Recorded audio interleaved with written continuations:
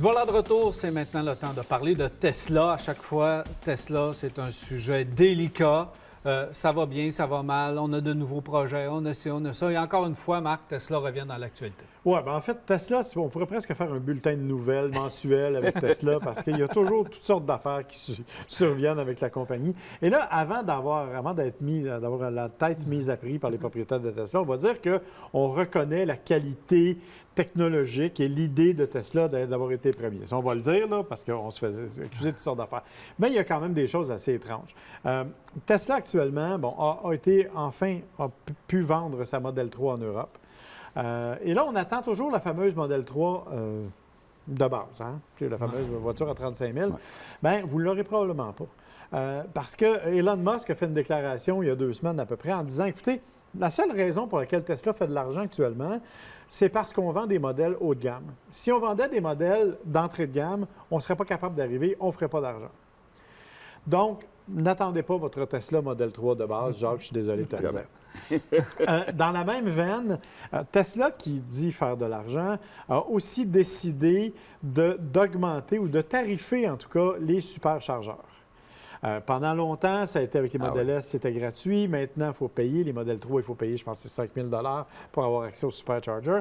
Mais de plus en plus, on les tarife à l'usage aussi. Et aux États-Unis, c'est une méthode qui est de plus en plus évidente.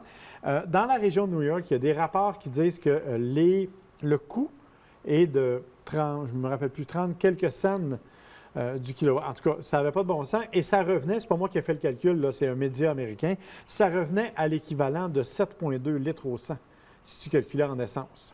OK. Ça veut dire que ce qui, normalement... L'économie commence à disparaître tranquillement, pas vite. L'économie commence à disparaître. Et en ajoutant à ça, et là, tu as M. Musk qui vient d'arriver avec un nouveau projet qui dit on va avoir un pick-up électrique. Puis on a mis toutes sortes de designs absolument flyés. Puis il a dit à tout le monde regardez, vous n'aurez jamais vu ça. Ça va être encore quelque chose comme quoi vous n'aurez jamais vu. Alors, la question qu'il faut se poser, c'est on s'en va où avec Tesla? Parce que son directeur financier a démissionné. Il y a eu une chute du prix de l'action en bourse. Les opérations ne sont pas rentables, sauf les options et les crédits carbone qu'on reçoit. Alors, on s'en va où avec Tesla? Je pense que c'est la question qu'on est en droit de se poser. Sans compter que là, bien, il va y avoir des rivaux. Hein? Il va y avoir Porsche avec le Taycan qui va arriver. Il va y avoir plein d'autres mondes qui arrivent avec des véhicules électriques. Donc, honnêtement, Tesla est dans une position actuellement où ils doivent se repositionner. Ce qui parle le plus, c'est le départ du directeur financier. Oui. Quand les directeurs ou le directeur ou quand le personnel qui travaille au service des finances quitte le navire, souvent, ça veut dire bien des choses et ça parle d'eux-mêmes. Donc, la fragilité de l'entreprise est là depuis un certain temps, on le sait très bien. Tesla est rendu à moderniser ses modèles X et son modèle S surtout, et dû vraiment pour arriver avec des nouveautés. On est en train d'éliminer des batteries, on est en train de jouer avec l'autonomie des batteries également, parce que ça, c'est quelque chose de majeur. Là. On va avoir une grosse batterie, mais elle ne sera pas disponible si tu ne payes pas. C'est ça. Donc, c'est quelque chose qui parle ou qui a un non-sens.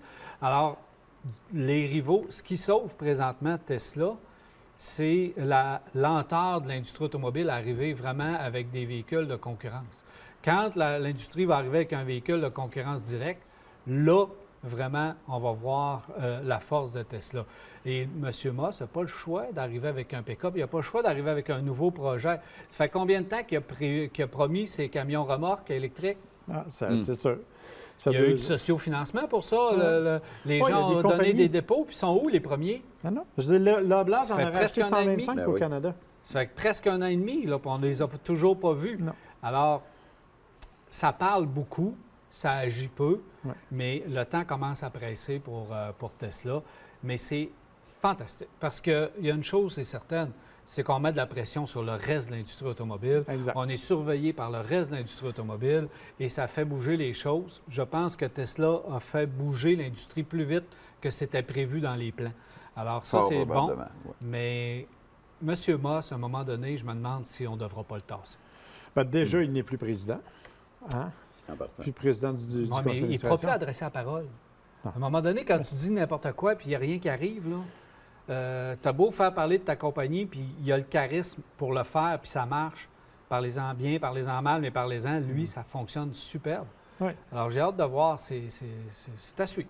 Oui, effectivement, c'est à suivre. Et c'est à suivre aussi au niveau des ventes de véhicules. Bon, là, c'est sûr qu'on s'est un peu rattrapé dans la livraison des modèles 3, mais on en a comme 150 000 de livrés, alors qu'on en avait promis 400 000. Il en manque encore, si je sais bien compter, 250 000, même si je ne suis pas bon en maths. Fait que, normalement, il va falloir arriver avec quelque chose. Mais honnêtement, on se questionne. Tu l'as dit, ça a été historiquement très important, du point de vue marketing, très important. On s'en parlera dans 2 ans. Moi, j'ai gagé un pichet de quelque chose avec des gens que Tesla ne traverserait pas l'année 2019. Oh, c'est gros, ça?